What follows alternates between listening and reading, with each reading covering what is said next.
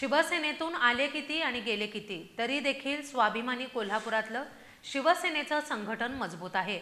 कार्यकर्त्यांच्या जीवावर कष्टानं निष्ठेनं आणि पक्षाचं कडवटपण ठाकरेंप्रती असणारी निष्ठा जपत शिवसेना प्रमुखांचा वारसा जोपासत उद्धवजींचे विचार जोपासणारा सदैव प्रामाणिक राहणारा शिवसैनिक कोल्हापुरामध्ये आहे। आणि हीच शिवसेना उद्या कोल्हापूरच्या होणाऱ्या नगरपरिषदा, पंचायत समिती, महानगरपालिका, जिल्हा परिषद आणि ग्रामपंचायतींवर भगवा फडकवल्याशिवाय राहणार नाही, असं प्रतिपादन कोल्हापूर उत्तर दक्षिण आणि करवीर विधानसभा मतदारसंघातल्या आढावा बैठकीमध्ये शिवसेना आमदार आणि शिवसेना नेते सुरेश प्रभू यांनी काढले।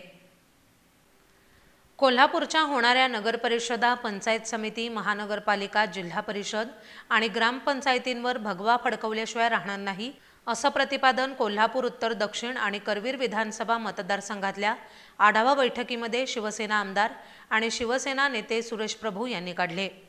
मुळात निवडणुका जिंकण्याआधी प्रत्येक टप्प्यावर, प्रत्येक पातळीवर आपली तयारी होणं खूप गरजेचं आहे। त्यामुळे शिवसैनिकांनी जनतेत प्रश्न सोडवणं गरजेचं आहे। त्याचबरोबर पक्षाची बांधणी करत असताना प्रत्येक प्रभागांमध्ये शिवसेना भक्कम रीतीनं सर्वच पातळ्यांवर उभी राहिली तर हा विजय सहज सुलभ होईल। याकरता मुळात शिवसैनिकांनी जोमानं अधिक झटून काम करणं गरजेचं आहे।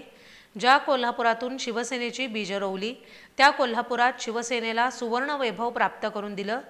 त्या कोल्हापूर जिल्ह्यातील महापालिका आणि इतर नगरपंचायतींमध्ये मोठ्या प्रमाणात मताधिक्यानं निवडून देण्यासाठी घरोघरी शिवसेना आणि प्रभागामध्ये शाखा निर्माण होणं गरजेचं आहे, असंही प्रतिपादन त्यांनी केलं।